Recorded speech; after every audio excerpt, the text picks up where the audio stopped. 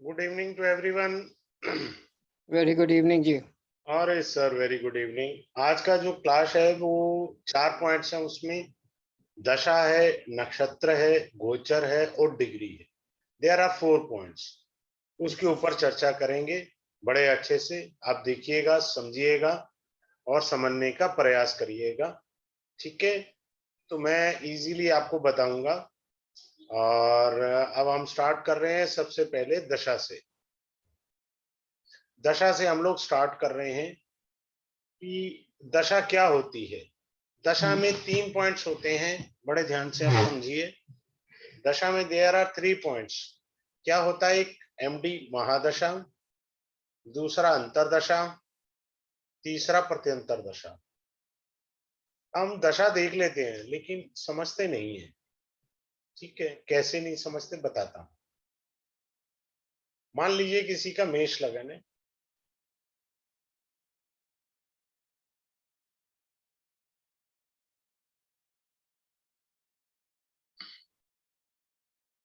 और बुध की दशा है। बुध यहां बैठा हुआ है। अब बुध क्या फल देगा? क्योंकि ये महादशा नाथ है, तो महादशानाथ वहां का फल देगा जहां का वो लॉर्ड है। कहाँ का लॉर्ड है? 3rd और 6th का लॉर्ड है। कहाँ का लॉर्ड है? 3rd और 6th। तो बुध की जब महादशा आएगी तो जो वो जहां का लॉर्ड होता है वहां का फल देगा। अंतरदशानाथ कहाँ का फल देगा? अंतरदशानाथ मान लीजिए मंगल का है। मंगल यहाँ बैठा है, केंद्र में उच्च का होके बैठा है। मंगल की अंतरदशा है, तो मंगल कहाँ का फल देगा? मंगल वहां का फल देगा जहां बैठा है। जहां बैठा है। बात क्लियर? महादशानाथ कहाँ के फल देगा? जहां का वो स्वामी है, स्वामी। अंतरदशानाथ कहाँ का फल देगा? जहां वो बैठा है।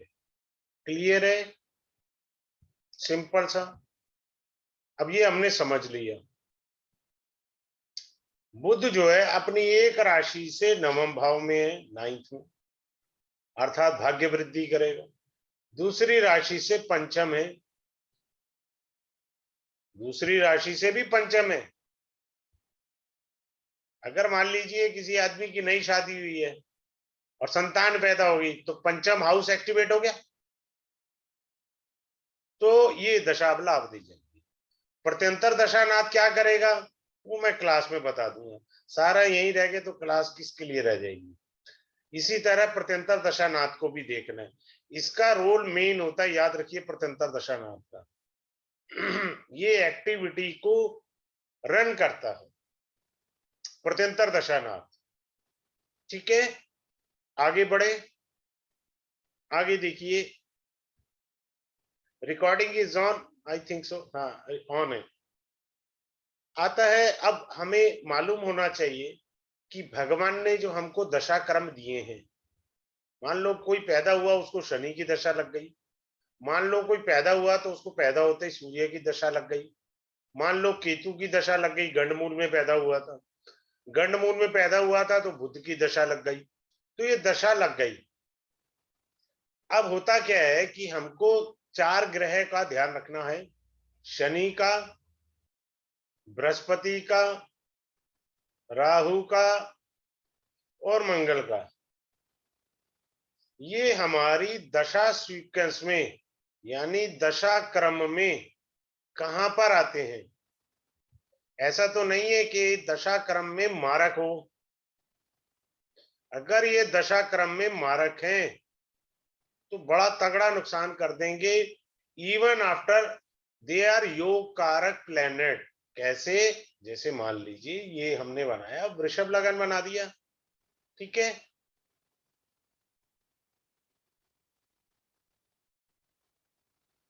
और मान लीजिए शनि भगवान 9th हाउस में बैठे हैं बंदे के, और इसकी दशा आ गई। ये तो योग कारक ग्रह है।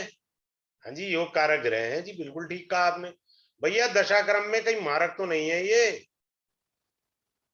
आप इंटरप्रिटेशन दे रहे हो जी सर, आपका जो वृषभ लगन है बहुत अच्छा है, योग कारक ग्रह है, भाग्य स्थान पे बैठा है, आपकी दशा आ गई, आपका भाग्य चमकेगा। बेचारा धक्के खा रहा है। क्योंकि आप ये देखें कि वो मारक कॉम्बिनेशन है या नहीं है तो फिर वो परेशान आज हो जाएगा। ये चीजें समझनी है, छोटी छोटी सी हैं, ज्यादा बड़ी नहीं है। अगर दशाक्रम में ये मारक है, कहाँ? दशाक्रम में। फिर क्या है? कहीं ये शनि भगवान या बृहस्पति या राहु या मंगल तारा दोष में भी तो नहीं है। कहाँ? तारा दोष में। अगर तारा दोष में भी है, नंबर 1, नंबर 2 मारक में भी है, तो दशा ये नुकसान कर जाएगी बड़ा तगड़ा। 2 दोष है इसमें दशा में।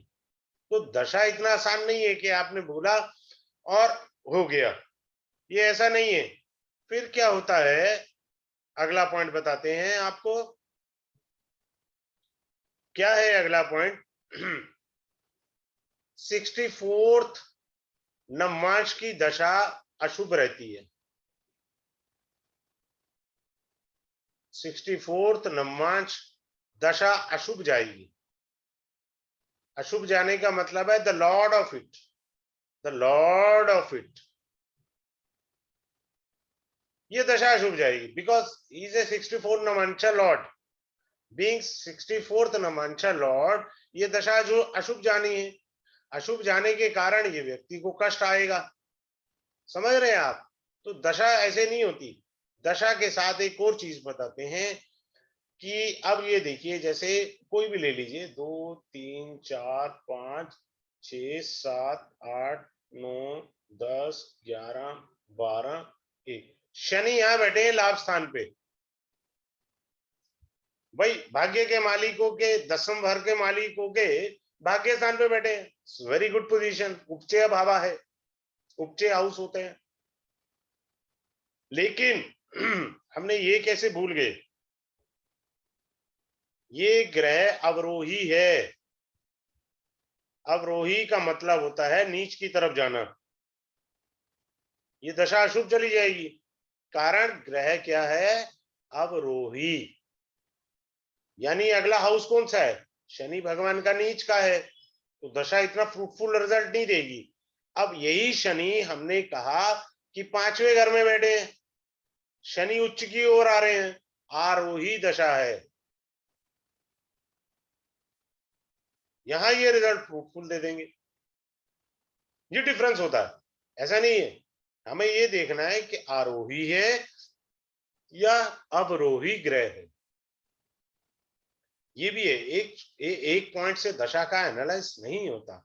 There are various points which I will explain you very deeply in the class. ठीक, आपको अच्छे से सिखाया जाएगा। फिर क्या होता है?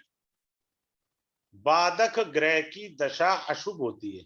बाधक ग्रह कैसे? बाधक ग्रह मेष लगन का एकादश भाव का स्वामी और स्थिर लगन का भाग्य का स्वामी, द्विस्वभाव लगन का 7th हाउस का लॉर्ड। अब मान लीजिए ये आ गया 4 5 6 7 8 9। अब बृहस्पति जो है वो इस लगन का बाधक पति है, बीइंग ए 7th लॉर्ड, क्योंकि द्विस्वभाव लगन का 7वां भाव का स्वामी बाधक पति है। बाधक का मतलब क्या होता? ऑब्स्टेकल आना। और खुदा ना खास्ता this is conjunct with the 64th navamsha. गई भैंस पानी में, फिर तो भैंस ही गई पूरी पानी में, स्विमिंग करेगी वो। ये दशा बहुत पीड़ादायक हो जाएगी because he conjunct with the 64th navamsha. और मान लीजिए the Brihaspati itself becomes a 64th navamsha.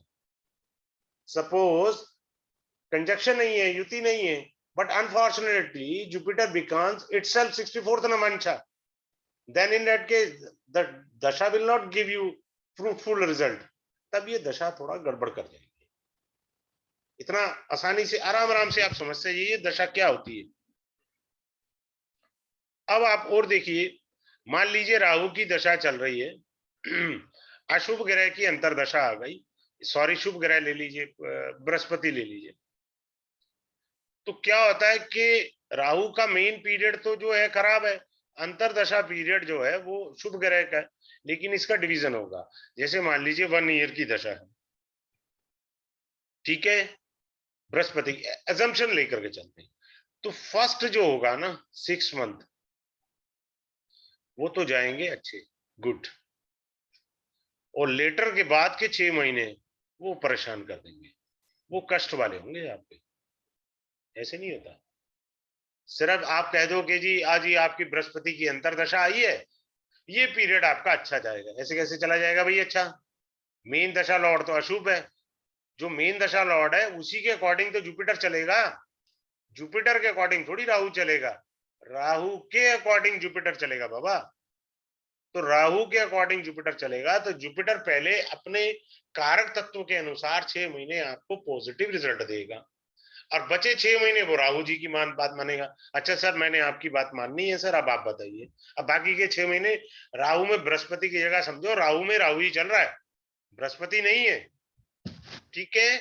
अब इसको मैं उल्टा कर देता हूं, उल्टा करें सर, चलिए। बृहस्पति की महादशा थी, राहु का अंतर आ गया, चलिए जी, ये महादशा लॉर्ड है, ये अपने अंतरदशा लॉर्ड है, ठीक है। अब ये बृहस्पति की जो दशा है ये तो शुभ जानी चाहिए, लेकिन इसमें क्या है, अशुभ ग्रह की अंतरदशा आ गई। तो अभी हमने क्या कहा था, पहले फर्स्ट 6 महीने ये अशुभ फल देगा, उल्टा चलेगा, वाइस वर्सा। अब पहले 6 महीने अशुभ चलेगा ये, क्योंकि राहु अपने हिसाब से चलेगा, फिर उसके बाद बृहस्पति की बात मानेगा, महाराज जैसे आप कहेंगे मैं वैसे चलूंगा। तो नेक्स्ट 6 मंथ जो है मान करके चले हम 1 वर्ष है, अजम्पशन बेस पर, वो तो हर एक की कुंडली में लिखा हुआ आ जाता है। तो 6 महीने शुभ जाएंगे, ऐसे डिवीजन होता है, आंख बंद करके डिवीजन नहीं होता कि पूरा राहु का पीरियड ही खराब जाएगा, ऐसे कैसे कह दिया आपने, पूरा नहीं खराब जाएगा। तो ये डिफरेंस आता है। फिर आते हैं हमारे अस्त ग्रह की दशा। अस्त ग्रह की दशा का अर्थ होता है जली हुई रोटी, पहले तो अस्त ग्रह समझिए। अस्त ग्रह जो होता है वो मान सम्मान में कमी लाएगा। अगर जैसे ज्यादातर जो भी ग्रह सूर्य के साथ हो, नॉर्मली बुध होता है, अगर वो अस्त है, अस्त होकर के बुध जो है आपके मान सम्मान में कमी करेगा। और खुदा ना खास्ता बुध आपका लग्नेश है, फिर तो बोल सियावर रामचंद्र की जय हो गई आपकी। By chance Budh is your lagna lord, and due to the conjunction with the sun it becomes combust, गई भैंस पानी में, दशा उतना फ्रूटफुल रिजल्ट नहीं देगी। हमको ये देखना है अच्छे से। और उसके अलावा कोई भी ग्रह हो सकता है, बृहस्पति हो सकता है, शुक्र हो सकता है, जो भी सूर्य के साथ आएगा और अस्त हो गया, अगर गलती से पूर्ण अस्त लिखा है फिर तो सोचना ही बेवकूफी है। ग्रह ही पूर्ण अस्त है, पूर्ण अस्त का मतलब कंप्लीट डेड है बाबा, उसमें उसमें जान ही नहीं है, कहां से फल दे देगा। ये चीज देखनी जरूरी है। फिर हमें क्या देखना है, अगला पॉइंट बताते हैं आपको, वक्री ग्रह। पहले आप वक्री ग्रह को समझे, वक्री ग्रह का क्या मतलब होता है, ध्यान से समझना। वक्री ग्रह का क्या मतलब होता है, जैसे आपने कहीं जाना है, आप गए, घर से निकले, ताला लगाया, और एक ध्यान आया, डाउट उठा, यार मैंने ताला ठीक से लगाया है नहीं लगाया, you come back, recheck your lock and then move again, that is retrograde, पहला पॉइंट। दूसरा पॉइंट जो लॉजिक वाला है, जिसे आप समझिए, जिसे मैं अभी पढ़ा नहीं रहा हूं, मैं खुद एक स्टूडेंट समझता हूं अपने आप को, मेहनत कर रहा हूं, रिसर्च कर रहा हूं पास्ट लाइफ एस्ट्रोलॉजी के ऊपर, सबसे ज्यादा मेहनत मेरी उसी पर है। वक्री ग्रह का अर्थ होता है in the previous birth you have done a 12th pre board exam, आपने किया, आप उसमें पास हो गए, लेकिन जब मेन एग्जाम आया अनफॉर्चुनेटली यू डाइड, आपकी मृत्यु होगी पूर्व जन्म में। आप 12वीं का बोर्ड का पेपर नहीं दे पाए, प्री बोर्ड दिया, अब पास हो गए थे। इस जन्म में वक्री ग्रह ये मांगता है एक्स्ट्रा ऑर्डिनरी मेहनत, क्योंकि पिछले जन्म में भी आप अगर बोर्ड का एग्जाम देते तो मेहनत ज्यादा ही करते ना, प्री बोर्ड से, प्री बोर्ड से ज्यादा मेहनत करते, तो आपको इस जन्म में तो समझ लीजिए वही चीज आपको करना है, एक्स्ट्रा एफर्ट्स करने हैं। क्लियर हो गया, एक्स्ट्रा एफर्ट्स करने हैं, ये वक्री ग्रह होता है। और वक्री ग्रह क्या दिखाता है हमको, अप एंड डाउन्स, ये इसका गुणधर्म है, चाहे वो शुभ ग्रह हो चाहे अशुभ ग्रह हो, दोनों का एक ही गुणधर्म होगा, अप एंड डाउन। वो खेलते थे ना हम लोग बचपन में, ऊंच नीच का पापड़ा।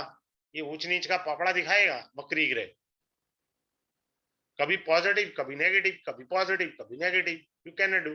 बट जो मिनिमम उसकी रिक्वायरमेंट है वक्री ग्रह की, that is extra ordinary efforts, वो चाहिए ही चाहिए। क्लियर है? चलिए आगे बताते हैं आपको। आपको ये बताया जाएगा, जैसे आप लोग ये नॉर्मली कहते हैं ना कि साहब वो आदमी मिस्टर एक्स मेरे से पैसे ले गया, ठग ठगी करके ले गया। बड़े ध्यान से सुनना, मेरी लाइन बड़ी कीमती है, ये क्लास में कराऊंगा मैं। कोई व्यक्ति आया आपसे पैसे की ठगी करके ले गया। जो व्यक्ति आपसे मिला, क्या वो पूर्व जन्म का पैसा लेने आया था, या ये पैसा आप अगले जन्म में लेंगे? दो बातें ही होंगी ना। या तो पूर्व जन्म का पैसा आपसे लेने आया था, या आप अगले जन्म में वो पैसा मिलेगा, या इसी जन्म में। इसी जन्म में कैसे? मान लीजिए किसी की शनि भगवान की दशा चल रही है, और शनि दशा में वो आदमी 0% चीटिंग कर रहा है। मान लीजिए मेरे पर शनि की दशा चल रही है और मैंने आपसे ठगी नहीं करी, और मेरे से किसी मिस्टर एक्स ने ठगी कर ली, पैसे ले गया मेरे से ठगी करके, ठीक है? शनि की दशा खत्म होने से पहले वो पैसे आपको मिल जाएंगे। Don't worry, don't worry, you will get back your money. आपको पैसे मिल जाएंगे। शनि न्याय के कारक हैं। बात क्लियर? एक और एक्स्ट्रा रूल मैंने आपको समझा दिया, ठीक है? ये दशा है, दशा के और भी पॉइंट्स हैं, वो क्लास में मैं अच्छे से और बताऊंगा आपको, ठीक है? Now we are coming up to the nakshatra. There are 27 nakshatras. द्वापर युग में 28 थे। अभिजीत को मिलाकर के भगवान श्री कृष्ण ने काट दिया था। नकुल या सहदेव में से किसी एक को अच्छा ज्योतिष आता था, तो दुर्योधन ने जाके पूछा हमें युद्ध कब शुरू करना चाहिए ताकि हम महाभारत जीत सकें। क्योंकि एक अच्छे ज्योतिष आचार्य का धर्म होता है कि कोई जातक आए तो उसे सत्य वचन कहने हैं। उन्होंने बता दिया अभिजीत के बारे में, तो भगवान श्री कृष्ण ने लीला रची, अभिजीत माइनस हो गया। तब से यहाँ अभिजीत नहीं है। अभिजीत सिर्फ डेली आता है, 11:25 से लेके 12:30 के आसपास डेली बेसिस पे अभिजीत मुहूर्त होता है। बुधवार को कभी भी अभिजीत मुहूर्त नहीं लेना चाहिए, वरना लंका लगनी तय है।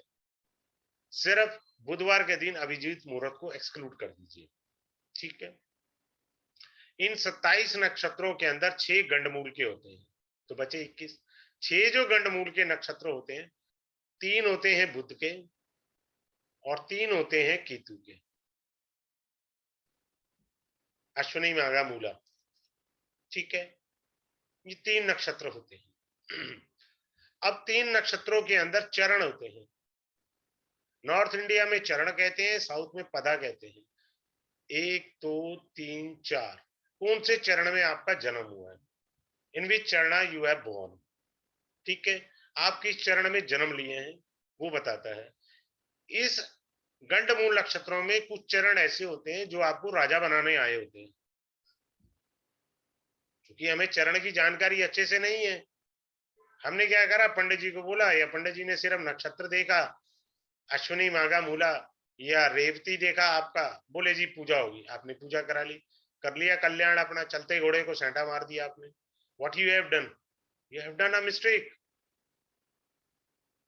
तो चेक करना होगा, जो सिर्फ गंडमूल के अशुभ नक्षत्र है उसी की पूजा करनी होती है, ठीक है? वो करेंगे। दूसरा क्या है, मैंने अश्विनी नक्षत्र पर जब मैं शोध कर रहा था तो मैंने ये पाया कि मुझे संधि विच्छेद सीखना चाहिए। मैंने संस्कृत और हिंदी का संधि विच्छेद सीखा, तब जाके मेरे को कुछ ज्ञान भगवान ने झोली में दिया। I have done lot of efforts because astrology is my passion. दीवानगी पागलपन है, बस ये समझ ले मेरे अंदर। अब मैं जैसे एक नक्षत्र बताता हूँ, शतभिषा, भाई मेरे को जितना भगवान ने बताया मैं उतना बता दूंगा। मान लो 27 नक्षत्रों में 15 नक्षत्र के बारे में मुझे बताया, मैं सूक्ष्म डिटेल उसकी आपको दे दूंगा, ये पक्का बात मानकर चलिए। जैसे मैं अभी दे रहा हूँ कुछ एक की। शतभिषा शत का अर्थ होता है 100, विशा का अर्थ होता है विद्या। The person who is born in Shatabhisha नक्षत्र इज नोइंग डिफरेंट नॉलेजेस। डॉक्टरों की कुंडलियों में मिल जाता है शत विशा, उनका सूर्य बैठा होगा शत विशा। राहु जो होता है ना, वो पॉइजन होता है, तो मेडिसिन होता है बेसिकली। आप कोई भी मेडिसिन आप खा लेंगे, इनटेक कर लेंगे, आपके लिए तो जहर है भाई। वो मेडिसिन थोड़ी है आपके लिए, आपने अननेसेसरी इनटेक कर लिया उसको। अब मेरी बात समझ रहे हैं? तो शतभिषा का नक्षत्र का होता है 100 विद्याएं। Suppose a person is born in Krittika nakshatra. Krittika का अर्थ होता है कैंची। कैंची का अर्थ होता है आपने 100 रुपए कमाए, 60 रुपए भगवान ने काट ली, 40 आपको मिलेंगे। खाम खाम की रेमेडी कर करके दिमाग का दही मत करें। कौन सी रेमेडी करनी है कि भगवान कहे नहीं अच्छा चल तू रख ले यार। Because you are born in Krittika nakshatra ना, दिस इज अ ब्राह्मणा नक्षत्र, ये ब्राह्मण नक्षत्र है। ठीक है, एक और नक्षत्र बताते हैं आपको। Suppose a person is born in Hasta nakshatra. हाथ से किया हुआ काम इसको सक्सेस दे देगा। Hasta mean hands, because you born in Hasta nakshatra. जितना हाथ से काम करेंगे उतना आपको मिलेगा। मान लीजिए कोई आदमी पढ़ा लिखा नहीं है, हैंडीक्राफ्ट जानता है, तो हैंडीक्राफ्ट का काम उसका चल पड़ेगा, चलेगा तब जब वो खुद कर रहा होगा, एम्प्लॉय से नहीं भैया, खुद करना है। Because you are born in Hasta nakshatra. और श्रवण नक्षत्र वाले को मैं ये बोलता हूँ भैया सुनना सीख ले, तू तो सुनता नहीं है। श्रवण मीन सुनना, सुनता ही नहीं है आदमी, सुनाता है। बस सुनाता रहे तो होना तेरा भगवान ही भला करे, बस तो एंजॉय मुक्त सॉन्ग। फिर आते हैं हमारे स्थिर नक्षत्र होते हैं, चर नक्षत्र होते हैं, स्त्री नक्षत्र होते हैं, पुरुष नक्षत्र होते हैं, नपुंसक नक्षत्र होते हैं।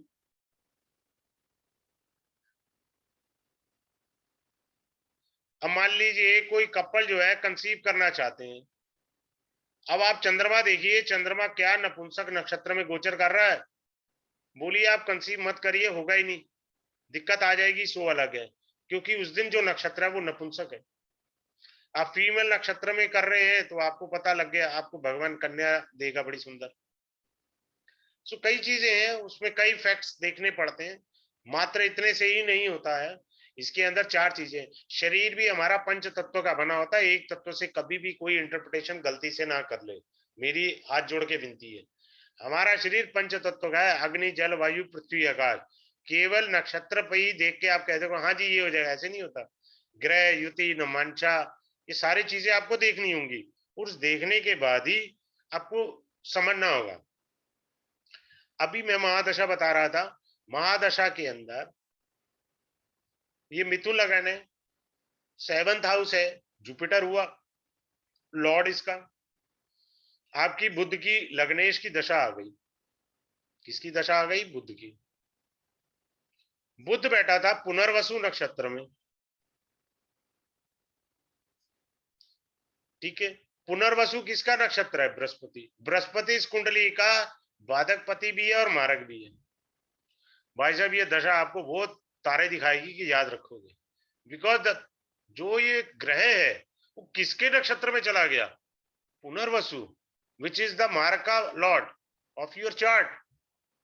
तो मार्का भाव का लॉर्ड होने की वजह से आपके जो है बुध देव उतना अच्छा फल नहीं दे पाएंगे। आप किसी भी ग्रह को बिठा लो, मान लो शनि भगवान बैठ गए आपके 9th house lord be seated in the Punarvasu nakshatra, गड़बड़ कर गई। ठीक है, ये चीज हो गया। फिर आता है तारा दोष। अभी मैंने बताया, दोबारा बता देता हूं। कोई ग्रह तारा दोष में बैठा हुआ है, कोई ग्रह तारा दोष में है, और उस ग्रह की दशा आ गई। भाई साहब बैंड बाजा पूरा अच्छे से बजा के जाएगी वो दशा। सर अब आप वहां कुंडली में देख रहे हो जी, भाग्य का मालिक है, लगन का मालिक है, पंचम भाव का मालिक है, दशा अच्छी जाएगी, ऐसे थोड़ी होता है यार। What is the conciliation relation?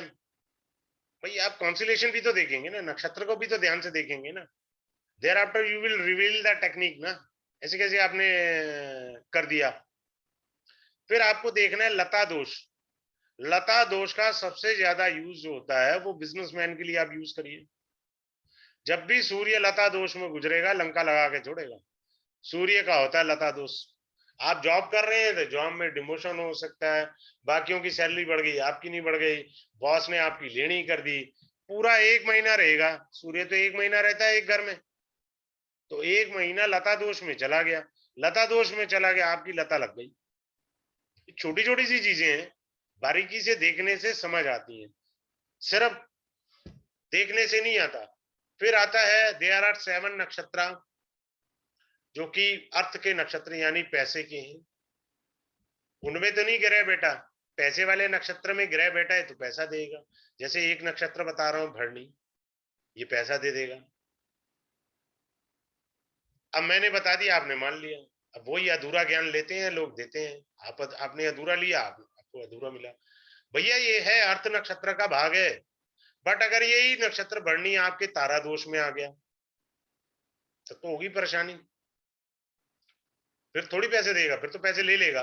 यही आपका नक्षत्र जो है लता दोष में आ गया, फिर पैसे थोड़ी देने हैं, पैसे तो ले लेने हैं इसमें। समझ रहे आप? तो विवेक चाहिए, बुद्धि से नहीं विवेक से चलना है आपको दशा की इंटरप्रिटेशन करनी। ऐसे कैसे कर गए आप दशा की इंटरप्रिटेशन? फिर आता है लोचन नक्षत्र। लोचन का जो यूज होता है नक्षत्रों का, वो खोया पाया पे यूज होता है। लोचन नक्षत्र में क्या होता है कि खोई हुई वस्तु मुझे मिलेगी या नहीं मिलेगी। तो जैसे मान लीजिए किसी ने आज आपसे पूछा कि जी मेरा सामान खो गया। कब खोया था जी? कल खोया था। तो कल देखिए चंद्रमा किसके नक्षत्र में गोचर कर रहा था? क्या वो अंधलोचन में गोचर कर रहा था? क्या वो मंदलोचन में गोचर कर रहा था? क्या वो सुलोचना में गोचर कर रहा था? क्या वो मध्याक्ष में गोचर कर रहा था? ये 4 नक्षत्र होते हैं लोचन के। फिर से रिपीट कर रहा हूं, अंधलोचन, मंदलोचन, सुलोचना और मंदाक्ष। 4 लोचन में ग्रह गोचर करेगा, क्या आपको खोई हुई वस्तु मिलेगी अथवा नहीं मिलेगी। सिंपल, ये बता देता है आपको। और ये रूटीन में आता है हम लोगों के, इस तरह से चलता है। अब जैसे मैं एक एग्जांपल देता हूं, चंद्रमा जो है मान लीजिए पूर्वा फाल्गुनी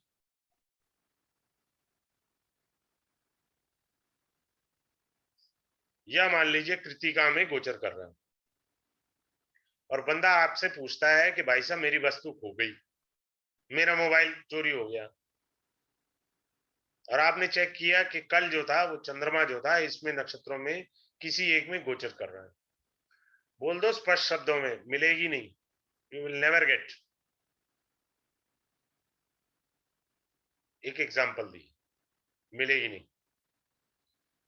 तो ये चीज होती है, लेकिन आपने नहीं बोलना ऐसे। आप एस्ट्रोलॉजर हैं, मैं तो आपको पढ़ा रहा हूं इसलिए बोल रहा हूं ना। आप बोले संभावनाएं थोड़ी कम सी दिख रही है, देखो ट्राई करके देखो। कभी किसी को गलत बात मत बोलो, वो बेचारा पहले से ही निराश है, उसका दिल और मत तोड़ो। वो आपसे कोई उम्मीद की किरण लेकर आया है, वो रोता हुआ आ रहा है, आप उसे और रुला दो, आप छूट दे उसे, कह दो अरे नहीं मिलेगी यार, तू जो मर्जी कर ले मेरे को पता। अरे ऐसे थोड़ी बोलते हैं, उसको बोलो यार पॉसिबिलिटी बहुत कम है, बट फिर भी आप प्रयास करिए। कभी किसी को ऐसे नहीं बोलिए। अब मैं आपको बताता हूं बड़ी अच्छी टेक्निक। जिनका अभी जन्म नक्षत्र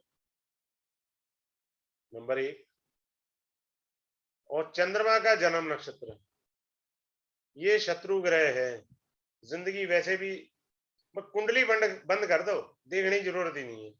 मान लो जन्म नक्षत्र आपका जो है शनि भगवान के हैं, चंद्रमा का नक्षत्र मंगल है, दोनों आपस में शत्रु हैं।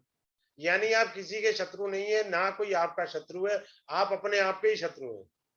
अर्थ का गहरा अर्थ समझिए, आपका कोई शत्रु नहीं है इस जन्म में, आप अपने ही शत्रु हैं। क्योंकि लाइन अप नहीं है ना बाबा।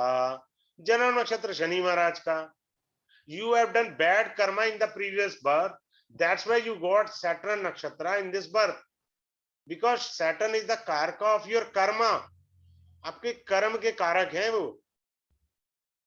जैसे शनि होंगे कुंडली में, वैसा ही आपका जीवन होगा। ये सीधी बात, ध्रुव का इक्का ही है, ट्राई करके देख लो अपनी कुंडली में। जितने सुंदर शनि कुंडली में होंगे उतना सुंदर जीवन होगा आपका।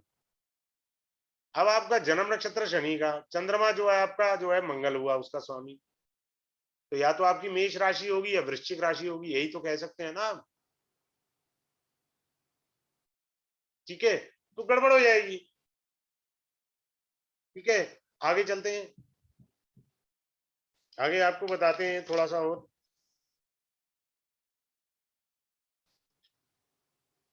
आगे चलते हैं डिग्री के ऊपर। डिग्री का बड़ा महत्व है।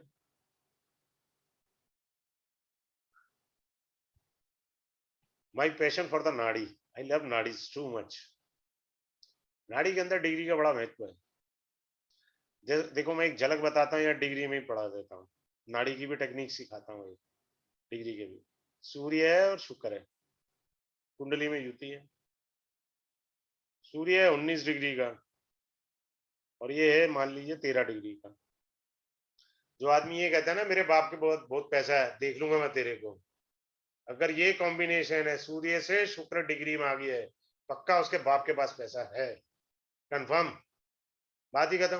अपने क्या दिमाग लगाना, दिस इज नाड़ी टेक्निक। मैं डिग्री में भी बीच बीच में पढ़ाऊंगा।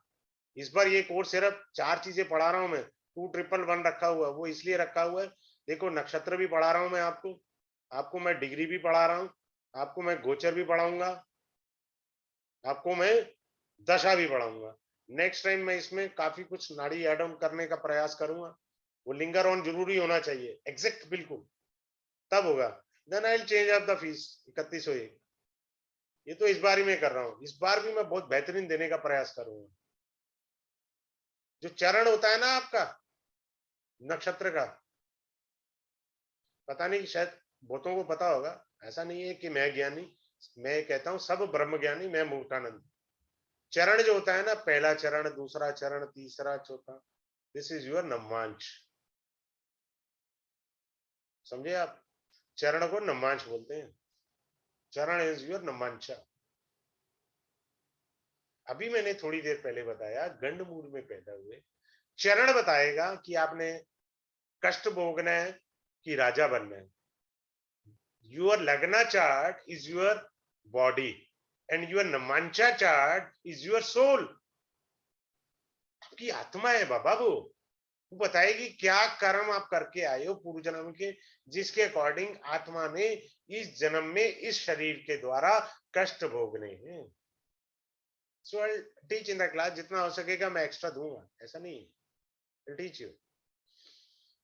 अब आते हैं गलती से, अब हमने कहा जी सूर्य जो है 0 डिग्री के, हमने कहा जी सूर्य खराब है। पहले जमाने में साधु संत पता क्या बोलते थे, दिव्य दृष्टियां होती थी उनके पास, तो वो बोल देते थे या तो ये बच्चा आपका राजा बनेगा जी या सन्यासी बनेगा। ठीक है, अब सब लोग 0 डिग्री का ग्रह है जी, खराब है, बस इतनी समझ है हमारी। अरे भैया पहले तो ये देखो, जब पृथ्वी से आप श्री हरिकोटा से सैटेलाइट छोड़ोगे उसकी स्पीड क्या होगी, 25,000 किलोमीटर, 30,000 किलोमीटर, यही स्पीड दोगे? 5,000 किलोमीटर ऐसी स्पीड ही तो दोगे ना उसको। तो जब वो मून की ग्रेविटी में जाएगा तो उसकी स्पीड 0 हो जाएगी। But don't you understand, this sun was having a very good force. Swami Vivekananda having sun 0 degree, Swami Vivekananda ji का सूर्य 0 डिग्री था, वो बहुत बड़े संत बने। या तो ऐसा आदमी राजा बनेगा या संत बनेगा, बिकॉज सूर्य इज राजा, और या संत वाला राजा बनेगा। संत भी राजा ही होते हैं, किसी का ना लेन में ना देन में, दे आर किंग। 0 डिग्री देख के ऐसे आप इंटरप्रिटेशन कर रहे हैं तो गलत कर रहे हैं साहब, 0 डिग्री को समझना बहुत जरूरी है। अब एक और बात बताते हैं आपको, डिग्रीज के ऊपर बहुत सारे पॉइंट्स हैं। एक और डिग्री के ऊपर मैं बता देता हूं कि डिग्री के अंदर हमें इवन और ऑड साइन को देखना बहुत जरूरी है। वेदर दैट प्लैनेट जो है हमारा ऑड, यानी ऑड क्या होता है, 1 3 5 7 9 11, ये ऑड साइन है। ऑड साइन में इवन डिग्री है, 0 डिग्री है, तो क्या मतलब है, इवन में 2 4 6 8 10, इवन में कोई भी प्लैनेट कितने भी डिग्री का, इवन में मीनिंग बदल जाएगा, ऑड में मीनिंग बदल जाएगा। सेम रूल नहीं लगा सकते आप। सूर्य मान लो यहाँ मिथुन में 10 डिग्री का है सूर्य, मीनिंग अलग है। यहाँ वृष राशि में सूर्य 10 डिग्री का है, मीनिंग अलग है। बाबा एक रूल नहीं लग सकता, यही हम गलती कर जाते हैं, एक रूल लगा देते हैं दोनों पे। जी 10 डिग्री का, ऐसे थोड़ी होता है। आप सिर्फ डिग्री के बेस पे ये बता सकते हो कि ये कुंडली बलवान है या कमजोर है। Whether this chart birth chart strong और weak on the basis of degree, आप बता सकते हो। डिग्री के बेस पे आप आराम से बता सकते हो कि कुंडली मजबूत है या कमजोर है। ठीक है, फिर आप क्या बता सकते हैं, अच्छी सी चीज सिखाता हूं आज आपको। जेमिनी पढ़ाता हूं, Gemini astrology. Highest degree planet को कहते हैं आत्मकारक, हिंदी में है ऐसे आत्मकारक। हाईएस्ट डिग्री, मान लो किसी का जो है शुक्र जो है 27 डिग्री पर है, हाईएस्ट डिग्री है। और जेमिनी कहती है जो लोएस्ट डिग्री प्लेनेट होता है दैट इज योर दारा कारक। जब मैं कोई भी विषय पढ़ाता हूँ ना, बहुत सारी कोशिश करता हूँ एस्ट्रोलॉजी जोड़ दूं ताकि आपका ज्ञान अच्छा हो। ठीक है, सारी जिंदगी इस आदमी की 27 डिग्री पे घूमेगी, शुक्र के आसपास जिंदगी तो यहाँ घूमेगी। और सबसे कम डिग्री का मान लीजिए आपका कोई ग्रह था, बृहस्पति था, भाई साहब परेशानी इसी ने देनी है जिंदगी भर। दिस इज योर दारा कारक। हाईएस्ट डिग्री जिंदगी यहीं घूमेगी, दारा कारक लोएस्ट डिग्री जिंदगी यहां से परेशानी से आएगी। ये समझना जरूरी है। ये जेमिनी की ट्रिक है, इसमें डाल दी मैंने, क्या दिक्कत आ रही है। अपने को कोर्स अच्छा बनाना है ताकि आप अच्छे से अच्छा कर सकें, और बिल्कुल वैदिक तरीके से पढ़ाना है। ये नहीं है कि जेमिनी पढ़ाने लग गए, तो नहीं, नो कंफ्यूजन। अपने को तो वैसे भी कंफ्यूजन हजम नहीं होता, तो मोटा दिमाग है अपना, कोशिश करते हैं इजी वे में समझ आए और इजी वे में समझाना। ठीक है, फिर क्या होता है कि अब डिग्री के अंदर अब एक और अच्छी चीज बताते हैं आपको डिग्री के ऊपर। आपको ये बताएगा जैसे आपके सूर्य, मंगल, बुध,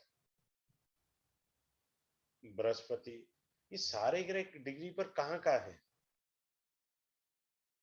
डिग्री पर कहाँ कहाँ चल रहे हैं मेरे 9 ग्रह, और ये क्या जुड़ाव दे रहे हैं मेरे को इस जन्म में, क्या कहना चाहते हैं ये। I'll teach you in the class, क्या कहना चाहते हैं प्लैनेट डिग्रीज में, क्या समझाना चाह रहे हैं, क्या इंडिकेशन देना चाह रहे हैं। ठीक है, फिर आता है डिग्री के अंदर पहला पॉइंट सबसे इंपॉर्टेंट, ग्रह मध्य। दूसरा आता है भाव मध्य, ये बहुत इंपॉर्टेंट है। ये कब यूज होता है, गोचर पे यूज होता है। गोचर पे मान लीजिए सूर्य 15 डिग्री पर आया, क्या इसका लिंक ग्रह मध्य से हो रहा है या भाव मध्य से हो रहा है। जैसे ये मान लीजिए ग्रह मध्य है आपका 14 डिग्री का, और ये है मान लीजिए 16 डिग्री का, 15 डिग्री टच कर गया, 1 डिग्री है, कोई नहीं, भाई साहब फल दे देगा उसी समय, उसी समय फल दे देगा ये, क्योंकि इसने डिग्री पकड़ ली, उसके आसपास आ गया। अब 15 डिग्री है तो इसने फल देना चालू कर देना, 14 डिग्री, 15 डिग्री और 16 डिग्री, 17 डिग्री से इसका फल हट जाएगा। इतना सूक्ष्म ज्ञान रखिए आप डिग्री पर। ये थोड़ी आपने किसी को कह दिया हाँ जी सूर्य गोचर में खराब है जी, आपका महीना खराब रहेगा, ऐसे थोड़ी होता है यार। नाड़ी में बहुत अच्छा सिखाता हूँ इन चीजें। आगे बढ़ते हैं, अब आते हैं गोचर के ऊपर, गोचर समझते हैं हम लोग। गोचर क्या होता है सबसे पहले जीवन में लग्नेश आप हैं, you yourself, that is your लगन। मान लो किसी का बुध है लगन, बुध लगन कैसे बना, 3 नंबर लगन हो या 6 नंबर हो, इस बेचारे की तो लंकाएं लगी पड़ी है इस जन्म में, क्योंकि बुध ने 3 बार साल में वक्री होना है, 3 बार के आसपास ही इसने अस्त भी होना है। तो जब भी आपका ग्रह अस्त हो आप कोई भी शुभ काम नहीं शुरू कर सकते। क्लियर हो गया आपको? दूसरा, आपका लग्ने त्रिक भाव का मतलब होता है 6 8 12। लग्नेश यहाँ गोचर कर रहा है, आप कोई शुभ काम नहीं कर सकते, because your lagna Lord is transiting in the त्रिक भावा ना, बैड हाउसेस में, गड्ढे में गोचर कर रहे हैं। आप कैसे कोई काम शुरू कर सकते हैं? सबसे पहले लगन को देखिए, लगन लॉर्ड जो भी आपका है, लग्नेश जिसे बोलते हैं, असेंडेंट लॉर्ड, वो कहां गोचर कर रहा है उसको समझिए। अब मान लीजिए यही बुध था, अब बुध आपके भाग्य स्थान पे गोचर कर रहा है। बोल दीजिए भाई साहब, करिए जो मर्जी काम, एंजॉय योरसेल्फ। केंद्र का त्रिकोण से संबंध हुआ अर्थात लक्ष्मी नारायण योग बनता है। केंद्र में बैठे ग्रह का संबंध त्रिकोण के ग्रह से बनता है, उसको कहते हैं लक्ष्मी नारायण योग। तो लक्ष्मी नारायण योग बन गया, बोलिए आप करिए अच्छा काम, कोई दिक्कत नहीं है। अब आप मान लीजिए किसी की कोई भी ग्रह की दशा थी, मान लीजिए शनि भगवान की दशा थी, अच्छी जा रही है दशा, बहुत अच्छी महादशा जा रही है शनि की। अचानक लंका लग गई। कैसे लंका लग गई? मेष लगन था, तुला राशि में शनि आ गया, ये तो उच्च का हो गया। अब यही शनि ऊपर गया, गोचर में यहां आ गया, तो नीच का हुआ ना। अब ये 2.5 साल आपको परेशान करेगा। क्लियर है? इसने 2.5 साल परेशान करना है आपको भाई साहब। आपने ये भी देखना है कि जिस ग्रह की महादशा है, जब जब वो गोचर में अस्त होगा, पहला वक्री होगा, वक्री का मतलब मैंने अब बताया था थोड़ी देर पहले, अप एंड डाउन। तीसरा, त्रिक भाव में भी चला जाए, 6 8 12। क्लियर हुआ? वहां जाकर के ये दशा आपको परेशान करेगी उस ड्यूरेशन तक, ये देखना बहुत जरूरी है। अब मान लो उच्च का ग्रह की दशा चल रही थी शनि महाराज की, गोचर में आकर के मंगल बैठ गए साथ में, भाई साहब एक्सीडेंट योग बन गया। दशा तो अच्छी चल रही थी, गोचर पे भी नजर होनी चाहिए ना। और ये एक्सीडेंट मान लीजिए प्रत्यंतर दशा या अंतर दशा मंगल की थी, तो उसको लिख कर दे दीजिए स्टैम्प पेपर, 110% एक्सीडेंट होगा ही होगा। क्यों होगा accident?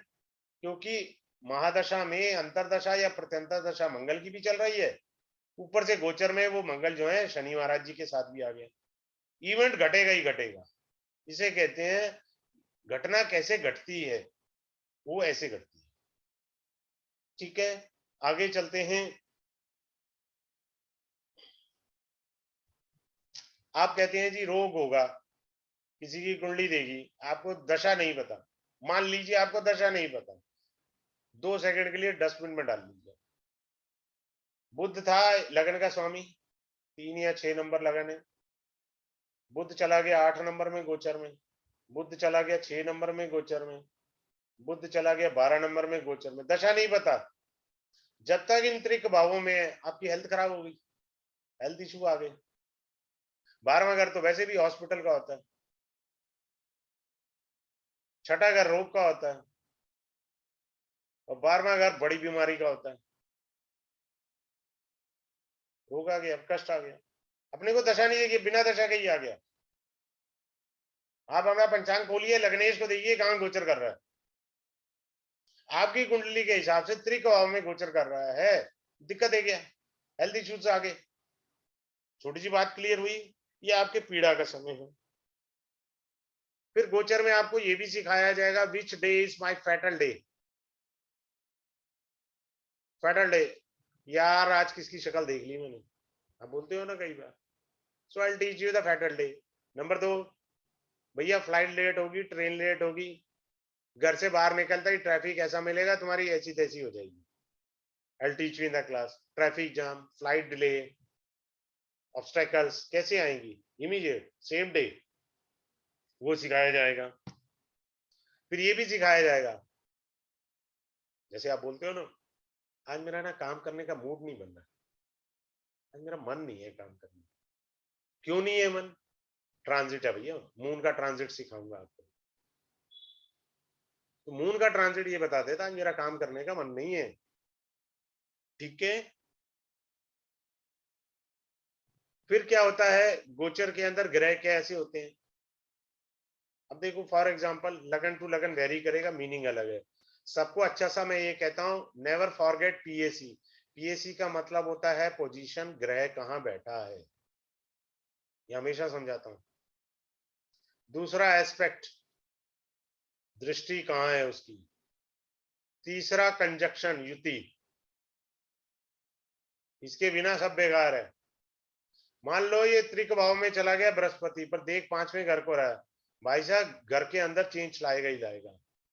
either you will shift a house or renovate your house or something new you will get in your house, confirm, because your fourth house के ऊपर उसकी दृष्टि पड़ रही है। क्लियर है, फोर्थ हाउस पर दृष्टि पड़ने की वजह से उसको विशेष लाभ आएगा। ठीक है,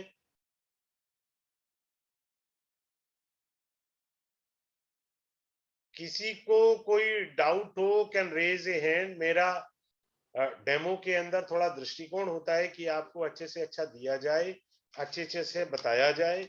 एक चीज छूट गई है, मैं बताता हूं, एक सेकेंड रुक जाइएगा। वो चीज छूट गई मेरे से। वो क्या छूट गई कि ये क्लास शुरू होगा मंडे को 9:30 to 10:30, डेली बेसिस पर क्लास होगा। ठीक है, फ्राइडे तक रहेगा क्लास। और फी इसका जो रहेगा, 5 क्लासेस का कोर्स है, 2111 का फीस है this time only. Next time it will be 3101, क्योंकि 4 चीजें डिटेल में पढ़ाना 2000 रुपए में कोई नहीं पढ़ाता भाई, मैं तो सीधी बात कहता हूं। और एक अच्छी बात बता रहा हूं, अभी पिछली क्लास के अंदर सज्जन पुरुष थे, कोई मैं नाम भूल जाता हूं, मेरे ख्याल अभी इस क्लास में शायद नहीं है, हाँ अश्विनी जी थे। उन्होंने मेरे को इस क्लास की डेमो भी नहीं अटेंड की, पिछली क्लास मेरी जो रेमेडी की थी, रेमेडी की भी फीस दे दी और इसकी भी फीस दे दी, ये अटेंड नहीं की डेमो उन्होंने, तो उसी क्लास में समझ आ गया। और मैं एक और नाम लेना चाह रहा हूं, कोई हरलीन कौर है, मैं नहीं जानता उनको कौन है। एक फिनलैंड में 20 है, BESC मेरे ग्रुप में है, मैं उनको नहीं जानता। वो उन्होंने ये कहा सर हमें आपकी ना रिकॉर्डेड क्लास से ही समझ आ जाता है। सॉरी सर हम क्लास नहीं अटेंड करेंगे, बट हमें रिकॉर्डेड से समझ आ जाता है। This is proud on my self कि उनको रिकॉर्डेड क्लास से समझ आ रहा है। ठीक है, तो कहने कर दिए है कि किसी ने मेरी रेमेडी क्लास अटेंड करी और दशा की पेमेंट भी कर दी। This is a respect to me, ये बड़ा अच्छा लगता है। किसी को कोई डाउट है तो पूछ सकता है साहब मेरे से, मैं उसका डाउट एक्सप्लेन कर दूंगा। ठीक है, दूसरा एक और अच्छी चीज दे रहा हूं, मान लो आपका मन है कि मुझे मान लीजिए मैंने नेक्स्ट टाइम जो है 3101 रुपया फीस कर दिया। ठीक है, बड़े ध्यान से सुनिए, क्योंकि मैं कोर्स को मॉडिफाई करता हूं, मेरी हॉबी है, रिसर्च करता हूं उसमें डाल देता हूं। अब जैसे मैं अपना नाड़ी का कोर्स मॉडिफाई करने जा रहा हूं, उसमें पास्ट लाइफ रिग्रेशन एस्ट्रोलॉजी डाल दूंगा। मजा आ जाएगा आदमी को पढ़ने पर कि ये जो साल है मेरा पूर्व जन्म का फल है या मैं इस जन्म के कर्म का फल भोग रहा हूं, प्रूफ विद एविडेंस दिखा दूंगा उसे। तो अब मैं इसको जब मैं नाड़ी से मॉडिफाई करूंगा, आपको सिर्फ डिफरेंस अमाउंट पे करना, रिवीजन फ्री है। अगर ये कोर्स मैंने 2111 का नेक्स्ट टाइम रखा है, आप आइए दोबारा रिवीजन कीजिए, मैं पैसे थोड़ी मांग रहा हूँ आपसे, मेरी क्लास में होते हैं लोग, पर रिवीजन वन टाइम है, फ्री, एवरी टाइम नहीं है, एवरी टाइम रिवीजन नहीं है। बात क्लियर हो गया सबको?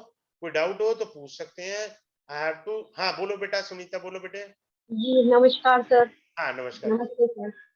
सर वो नारी ज्योतिष के बारे में जो आप कोर्स के बारे में बता रहे हैं सर, मुझे उसके बारे में बिल्कुल भी कुछ नहीं पता। आप थोड़ा सा बताएंगे नारी का क्या महत्व है, मतलब बहुत तगड़ा एस्ट्रोलॉजी है, में। नाड़ी में अगर कोई आदमी एक्सपर्ट हो जाए तो जीवनी लिख सकता है।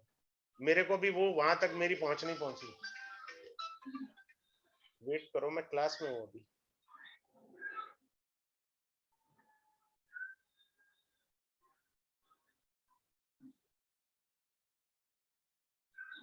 ठीक है, वो अलग है, मेरी यूट्यूब पे डेमो क्लासेस पढ़ी हैं, आप देखिए अच्छे से। लेकिन Sure, ये sir, मत भूलिए, sir. नाड़ी या जेमिनी कोई भी एस्ट्रोलॉजी तभी करिए जब आप वैदिक में मास्टरी हासिल कर लें या वैदिक की अच्छी पकड़ आ जाए। Okay. अदरवाइज उन विद्याओं को मत छूइए, Okay. अदरवाइज मत छेड़िए उनको।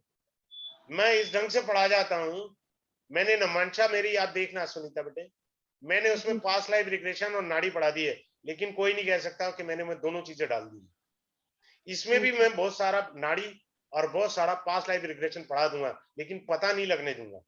वो तो पता तब लगेगा जब मैं आपको बताऊंगा कि ये वो पॉइंट है। बात क्लियर हुआ बेटा? जी सर, जी सर, श्योर सर, थैंक तो यू आप सर। इस क्लास को ज्वाइन करिए, one of the best class है नक्षत्रा की, डिग्री का इजीली है, और मैं पर्सनल अटेंशन देता हूं, किसी को इग्नोर नहीं करता। दूसरा सबसे अच्छी बात, आपको रिकॉर्डेड यूट्यूब फॉर्म में रिकॉर्डिंग मिलेगी लाइफ टाइम के लिए, ओके सर, लाइफ टाइम के लिए रिकॉर्डिंग मिलेगी। क्लियर है? ओके सर, अब जी 10 साल सर, बाद भी आप वीडियो मेरी देख सकते हो, वो आपको है, आपकी कोई वीडियो डिलीट नहीं है। ओके किसी सर, का फोन खराब हो जाए, वीडियो डिलीट हो गई, फोन खराब हो गया, तो उसको कहूंगा ग्रुप द्वारा वो दिखा, मैं ग्रुप में देख लूंगा वो एनरोल था, अगर एनरोल था उसको दोबारा फिर से मिल जाएंगी वीडियो। और बताइए, इससे ज्यादा तो मैं कॉपरेट नहीं कर सकता आपको। जी सर, बिल्कुल सर, बिल्कुल। ठीक है, तो ये सब आपको मिलेगा। ठीक है, तो कल से ये क्लास स्टार्ट होने जा रही है। एक और नाम लेना चाहूंगा, तृप्ति वर्मा जी, दैट लेडी, एक हफ्ता पहले उन्होंने रेमेडी का फी पे कर दिया, हमारे एक हफ्ता पहले, डेमो भी नहीं है, और वो आई भी नहीं डेमो में, क्योंकि मेरे से उन्होंने 5 से 6 कोर्स किए हैं।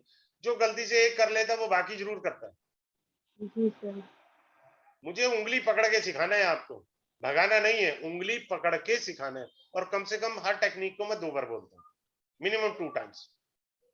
Okay sir, But even after that you are little bit confused, come to the next time free of cost. If there is a course modification or fees and hence fees बढ़ गई है तो difference amount पे करिए, revision तो free है ही, तो नई टेक्निक सीखिए, बस ये। So have a good day, good night to all of you, okay sir, thank good you. Night sir.